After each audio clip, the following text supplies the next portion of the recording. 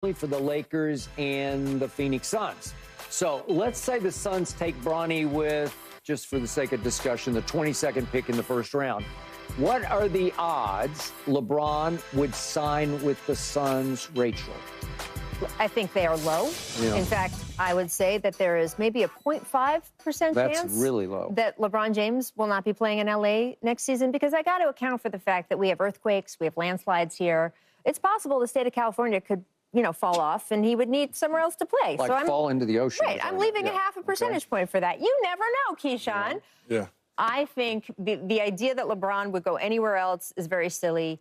I know he has said in the past very strongly, I want to play with my son, but that has receded in the last year or so, in part because Bronny has been vocal about the fact that I don't know if I want that.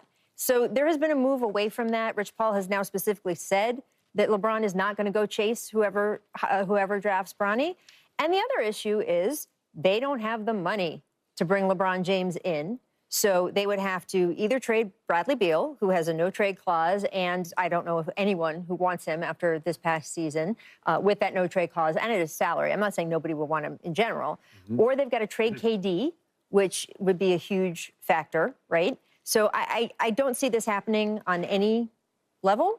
And I think that the fact that they've only allowed him to work out for the Suns and the Lakers tells you he will be with one of those teams next year. And I think there's still a strong possibility they do play together, but it would have to be here in L.A., unless there's an earthquake or a landslide. Yeah, knocking on wood. we've been talking about this for a couple years now, right? On various shows and conversations about whether or not Bronny's an NBA guy and whether or not his dad, this, that, and the other. If it's a package deal, it's a package deal. So damn what? Number one, he ain't going to Phoenix because, like Rachel said, economically, it doesn't work. Why would you go to Phoenix if you're not, for what? Because they're going to draft your son? They can draft your son right here in L.A. Or sign him in L.A. if that's your desire to play with him, which is fine. People in industries hire their kids all the time. He would essentially be hiring his son to play with the Lakers. That's what essentially he would be doing. Big deal. So what?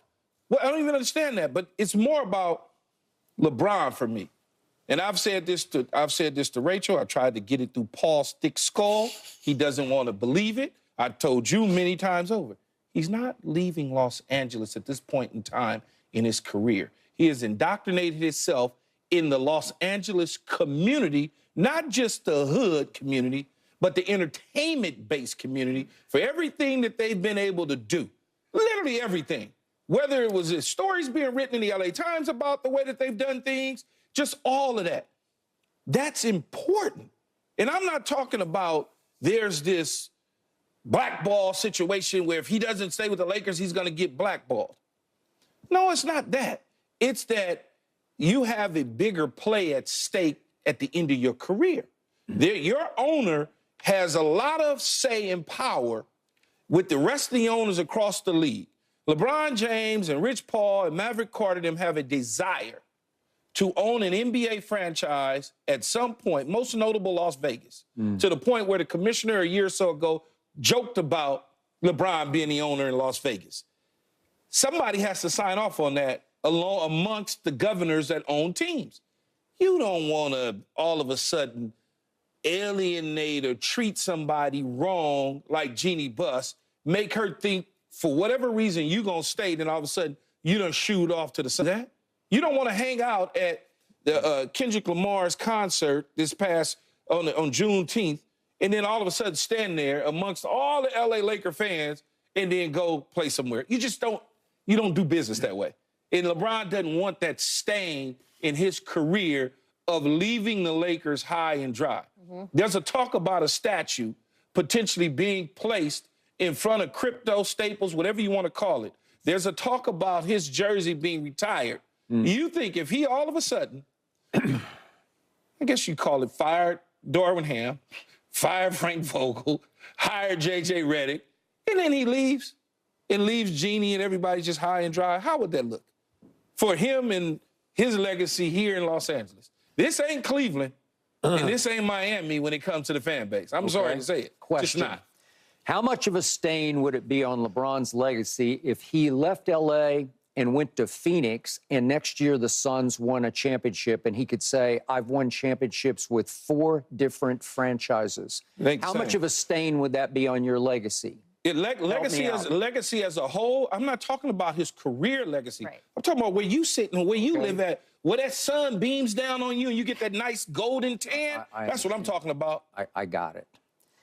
And by the way, for the money involved in trying to get him to that team, because Rich Paul has made it clear he's not taking a minimum. He's taking a minimum. Why would you? You have to trade away someone like Kevin Durant. We get back to the age-old question. It's come up many, many, many, many times in my career on this and the other show. At what point would LeBron say, I will take less money for a better shot at winning a championship? Because if I want to be in the GOAT conversation, I don't even believe he's in the GOAT conversation, I need to go say, I won one when I was in my 40s with the Phoenix Suns. Help me out. Who would have a better chance of winning a championship next year? If LeBron took minimum money, and Rich Paul's dug in and said, there's no way we're going to do that because LeBron never has done that in his career. But what if he went the Tim Duncan route? The great Tim Duncan, one of the greatest players ever. I get it. He took less money to win a championship. Took less money. He took, look at his last 4 years. He took 10, 10, 10, and finally 6. Yeah. And they should have won 2 of those 4 years, and Ray Allen But he wasn't 40. Yeah. Skip. When he was getting close. He wasn't 40, though. Yeah. LeBron is at an age where... Okay, do the hypothetical. Let's just do this. Okay, we're going to play the hypothetical. Kevin Durant is going on. He'll play next year at 36, so he's getting up there also. But what if you had a team, I'm just doing the hypothetical, just for the sake of discussion. Yeah, I got it. What if you had Kevin Durant? He's pretty good, right? And Devin Booker's still in the heart of his prime, so he's really good. And Bradley Beal's been beat up, and but he comes back strong. Bradley Beal shot 43% from 3. He is this era's Ray Allen. I don't care what you say. He is deadly. I get everything that you're trying to say. Would he not fit if what that team was lacking last year was a point guard? It was Chris Paul. Is LeBron not still, to me, the best point guard in basketball? If LeBron James went to the Phoenix Suns, they would be at the top of the heat. They would be. No question about it. And keep going down the list. Then you'd bring Grayson Allen off the bench. He's a pretty good defender and three-point shooter. And then Eric Gordon's still got some game left, I think. Your hypothetical doesn't make sense, though, Skip. It doesn't? No, from a basketball standpoint, yes. But as I said to you before, we playing a long game, man. We not playing a short game to get a championship because we still feel we could get one here in L.A. If he decides to go to Phoenix to chase another championship, and let's play your hypothetical. What if they don't, and they lose to Denver again? Okay. Now what? Now what? You done alienated everybody out here in Los Angeles because we done hired your co-host. We done got rid of a coach that took us to a Western Conference final. We done got rid of a coach that won a championship. Like, that doesn't even make any sense. Well, where do you have a better chance of winning next year's championship? Yes, but it's the long game. You're not alienating. Well, he doesn't have a long game to play. He's 40. You know, he's going on. No, I'm talking about post-career. Okay. If he's willing to take a lot less. A whole lot. I mean, we're talking about minimum money. Right? Yes. Really, he should do that with his own team.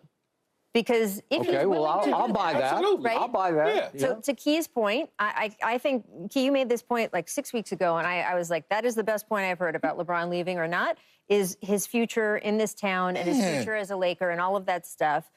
So given that, if he really wanted to improve the roster around him, he could take a minimum right now with the Lakers. He could opt out and take a minimum. He is not going to do that because it has been very clear through the last few years, and Rich Paul made it clear again just recently, he is done taking haircuts, which he has done in the past, by the way. I understand, but he's done it. He has. He took one in Miami, right? He is done doing that, and he wants his full value. And the truth is, no team could ever pay LeBron his full value. He's worth hundreds of millions of dollars to a team. Agreed. So he wants as much as he can get. So he wants his 50 or 60 or whatever. Maybe he does, maybe he doesn't, but he ain't taking veteran minimum to go play in no